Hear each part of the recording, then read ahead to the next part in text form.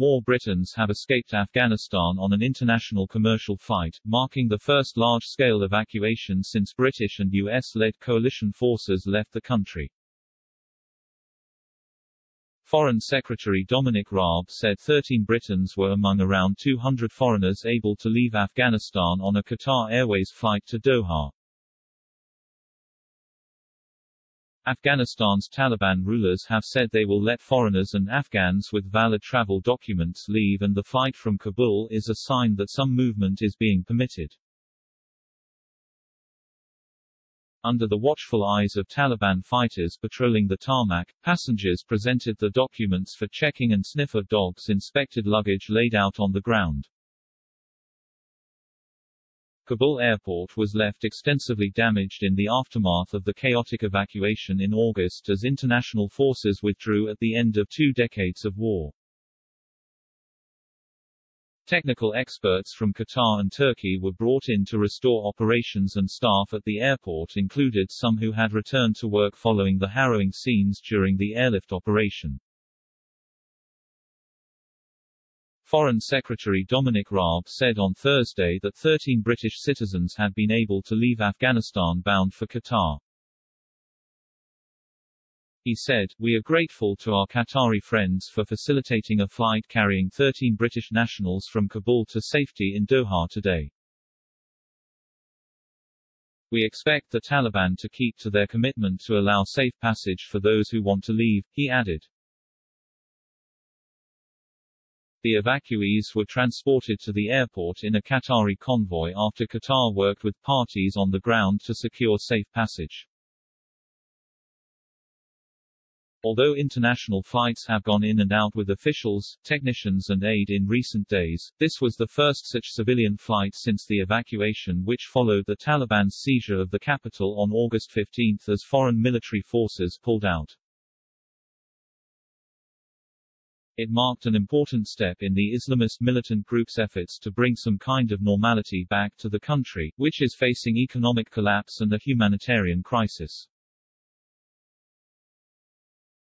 The Qatar Airways plane had arrived in Kabul earlier on Thursday carrying aid, it said Al Jazeera television reported.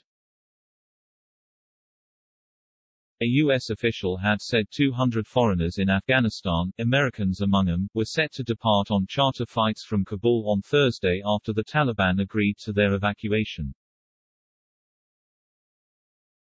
Qatari and Turkish technical teams helped restore operations at the airport, from where 124,000 foreigners and at-risk Afghans were evacuated by U.S.-led forces in the fraught days after the Taliban takeover. Qatari Special Envoy Mutlaq bin Majed Al-Qahtani described Thursday's fight out as a regular one and not an evacuation.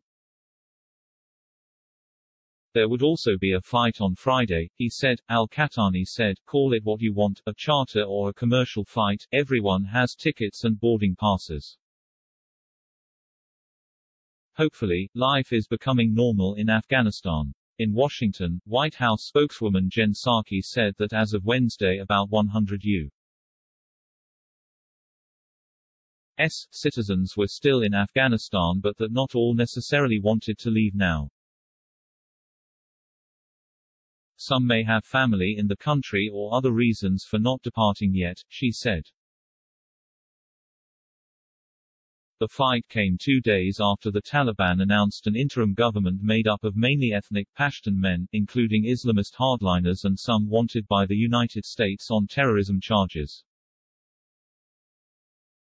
Foreign countries greeted the formation of the new government with caution and dismay, seeing it as a signal the Taliban would not try to broaden their base and show a more tolerant face as they had suggested they would do. All of the ministers are men, and nearly all Pashtuns, the ethnic group that predominates in the Taliban's southern Afghan heartland but accounts for under half the country's population. The last time the Taliban ruled Afghanistan, from 1996 to 2001, women and girls were banned from work and education. The group carried out public executions and its religious police enforced a radical interpretation of Islamic law. That Taliban government was ousted by a U.S.-led intervention following the September 11, 2001, attacks on the United States masterminded by al-Qaeda leaders based in Afghanistan, and 20 years of warfare followed. The Taliban took power again with a swift offensive as U.S. troops withdrew under a deal between Washington and the Taliban.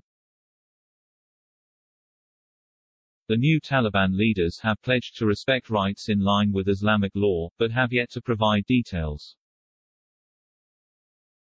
Afghans who won more freedoms in the past 2 decades fear losing them, a newspaper editor said 2 of his journalists were beaten in police custody this week after covering a protest by women in Kabul where they were detained by the Taliban. Zaki Daryabi, founder and editor-in-chief of the Etalat Roz newspaper, shared images on social media of 2 male reporters, one with large, red welts across his lower back and legs and the other with similar marks on his shoulder and arm. Both men's faces were also bruised and cut in the pictures, which were verified by Reuters. A Taliban minister said any attack on journalists would be investigated, but protests were being curtailed because there was a security threat from Islamic State fighters, he said. Many critics called on the leadership to respect basic human rights and revive the economy, which faces collapse amid steep inflation and food shortages. The Taliban government wanted to engage with regional and Western governments and work with international aid organizations, the Taliban minister said. But White House spokeswoman Psaki said no one in the Biden administration would suggest that the Taliban are respected and valued members of the global community. Analysts said the makeup of the cabinet https://www.reuters.com/world/asia-pacific/Taliban-choices-new-cabinet-could-hamper recognition by-west-2021-09-08 could hamper recognition by the West. The Interior Minister, Sirajuddin Haqqani, is wanted by the United States on terrorism charges and carries a reward of $10 million, while his uncle, with a bounty of $5 million, is the Minister for Refugees and Repatriation. U.S. Central Intelligence Agency Director William Burns discussed Afghanistan in talks in Pakistan with Army Chief General Qamar Javed Bajwa and Military Intelligence Head Lieutenant General Faiz Hamid, Pakistan's military said.